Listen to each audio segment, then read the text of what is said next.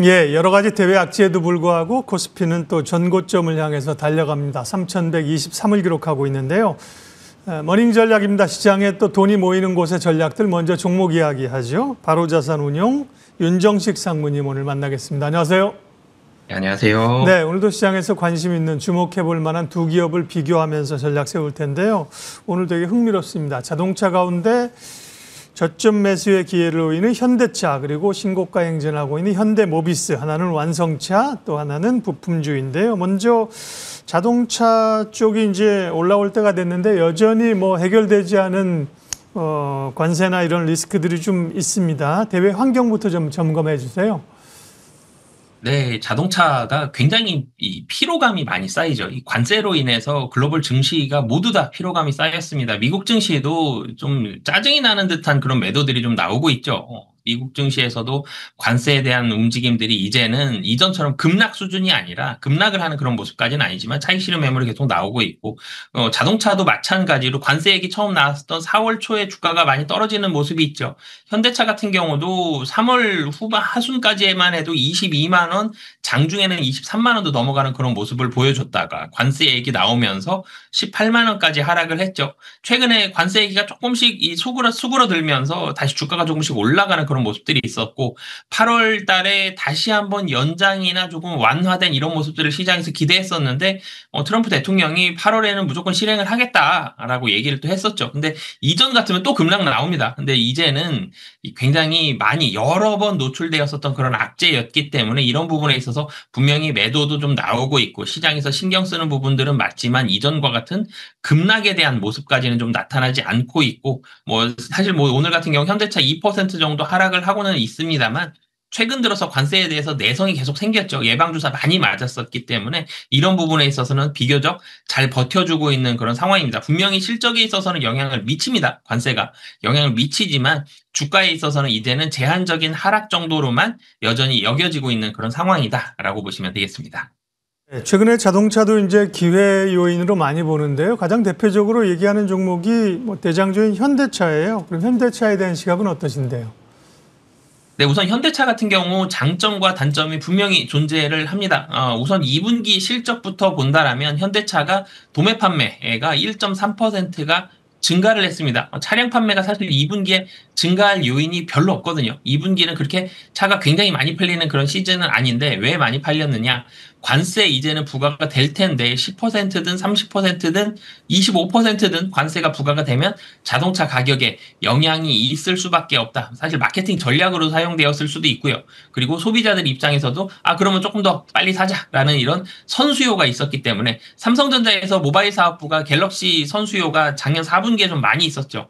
관세로 인한 선수요가 좀 있었는데 이런 부분들이 현대차에도 좀 반영이 됐고, 조금 더 세분화해서 보면 HEV나 EV 같은 경우도 비중이 증가를 했어요. 그래서 믹스 개선도 상당히 좀 좋아지는 그런 모습들이 있었습니다. 2분기 실적 그래서 어느 정도 좀 선방을 할 것으로 보여지고, 인센티브도 6월 기준으로 보면 낮아져 있는 상태 계속적으로 유지가 되고 있고, 미국 재고도 3개월이 채 안 됩니다. 2.9개월로 굉장히 낮은 편으로 나타내고 있거든요.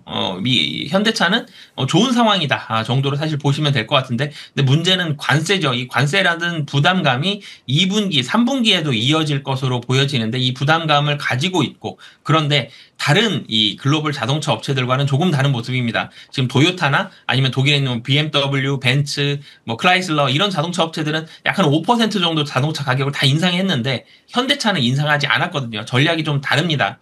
하반기까지 최대한 오래 인상을 좀 누를 것으로 보여지는데, 관세가 부과가 되더라도 가격 인상을 하지 않고 대신 미국 내에서의 점유율을 늘리겠다라는 전략이 현대차는 지금 펼쳐지고 있기 때문에 실적은 하반기로 가면서 관세가 만약에 높게 부과가 된다라면 조금은 떨어질 수는 있겠지만 미국 내 점유율은 상승할 가능성이 상당히 좀 높은 상황이다라고 보시면 되겠고요. 마지막으로는 주가가 사실 별로 못 올랐죠. 실적은 그래도 계속적으로 선방을 하고 있는데 밸류에이션이 낮습니다. 12개월 예상 PER이 4배 정도 수준이다. 굉장히 좀 매력적인 밸류에이션 상황이다라고 보시면 되겠습니다. 네, 현대차는 말씀하신 것처럼 이제 기대감은 있지만 주가는 여러 요인들로 못 가고 있는데, 반면에 현대모비스는 어떻게 보면 같은 자동차 그룹군으로 엮일 수 있는데 주가가 이렇게 최근에 잘 가고 있는 이유는 뭡니까?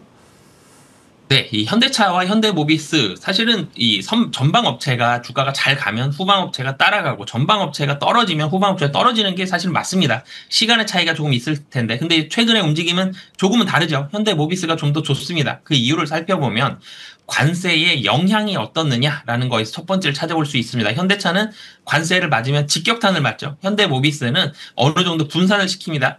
본인들도 부담을 하겠지만 완성차 업체에도 일정 부분 부담을 시키면서 관세로부터 영향력이 상대적으로 좀 덜하다라는 점. 이런 부분들이 또 한 가지가 있고요. 현대모비스 같은 경우는 실적이 1분기 실적이 이 현대차는 컨센서스 부합 정도인데 현대모비스는 컨센서스를 상회할 것으로 보여집니다. 환율이 떨어졌음에도 불구하고 어떻게 상회하느냐?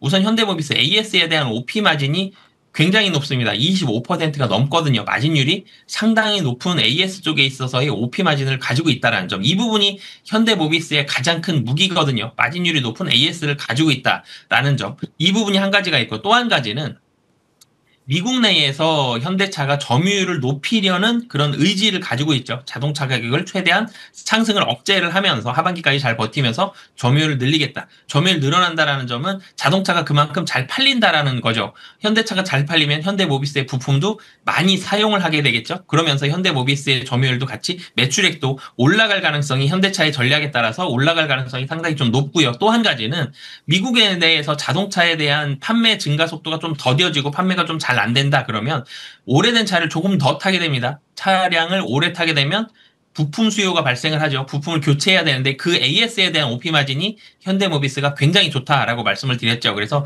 미국 내에서 자동차가 잘 팔려도 수혜고요. 잘 안 팔리더라도 현대모비스의 AS라는 강점을 가진 사업부가 있기 때문에 이런 부분도 잘 버텨줄 수 있다. 그래서 현대모비스는 이렇게 되든 저렇게 되든 상당히 좋은 실적이 나올 가능성이 높다라는 점이 최근에 부각이 되면서 주가가 계속적으로 좀 올라가고 있는 그런 상황이다라고 보시면 되겠습니다.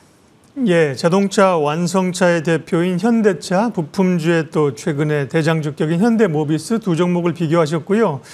의견은 현대차는 어쨌든 지금은 비중을 늘릴 때는 아니고 비중 축소고 모비스에 대해서 비중 확대 의견으로 모비스를 주가는 강하지만요. 더 좋게 보셨습니다. 비교했고요. 다음 또 시장에서 주목할 만한 오늘의 유망주는 어떤 겁니까? 네, 오늘 유망주는 유통업종 중에서 하나 골라봤습니다. 신세계를 말씀을 드리겠는데요. 신세계 같은 경우는 크게 두 가지 사업부가 있습니다.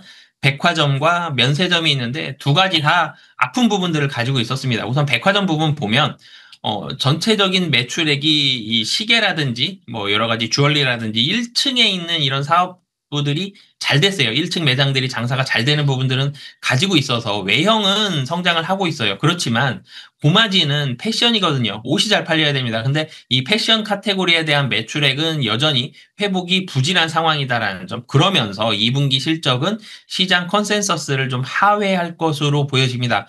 백화점, 패션이 아직 회복이 좀 덜 됐다라는 아킬레스건을 가지고 있고 면세점으로 넘어가도 면세점도 1분기도 적자인데요. 2분기도 또 적자입니다. 계속 면세점이 적자가 나는데 근데 면세점에서 희망을 좀 찾아볼 수 있는 게 적자폭이 70억 정도에서 이제는 25억대 수준으로 적자가 예상보다도 시장 예상보다도 굉장히 빠르게 회복이 되고 있다라는 점 그리고 경쟁 강도도 많이 완화가 되고 있죠. 시내면세점 다른 그룹들에서 많이 접고 있기 때문에 경쟁 강도도 완화가 되고 있다라는 점 그래서 면세점은 확실히 하반기에 좀 좋아진다라는 게 첫 번째 포인트고요. 두 번째로는 소비 심리가 전체적으로 조금씩 나아지고 있습니다. 이제 지원금도 7월 21일부터 신청을 하게 되죠. 이 지원금에 따른 소비 심리도 좀 긍정적으로 작용할 수 있기 때문에 백화점 매출도 반등을 기대한다라고 보시면 되겠습니다. 네, 유통 관련주들이 움직이잖아요. 신세계를 말씀하셨는데 따로 이렇게 뭐 설정할 수 있는 목표가는 제시를 하시진 않으시나요? 네, 우선은 뭐 한 네. 20만 원 정도 되면 심리적인 매물이 조금은 나올 수 있습니다. 하지만 이 매물은 좀 많이 가진 않을 걸로 보여지고요. 목표가는 이전 고점 부근이죠. 한 22만 원. 작년에 한 22만 원 정도까지 언저리까지 올라갔었는데 22만 원 목표가 잡고 대응하시면 좋을 것 같습니다. 네, 머닝 섹터와 종목 전략 바로자산운용 윤정식 상무님 함께했습니다. 고맙습니다. 네, 감사합니다.